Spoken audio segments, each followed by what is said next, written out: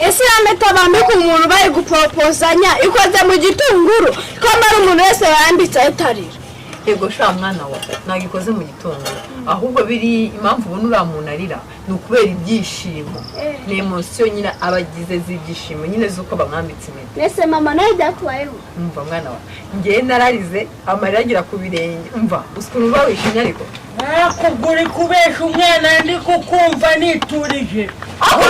vuga ko naguteruye papa we nkamugura amacupa 3 y'imukubangute yawe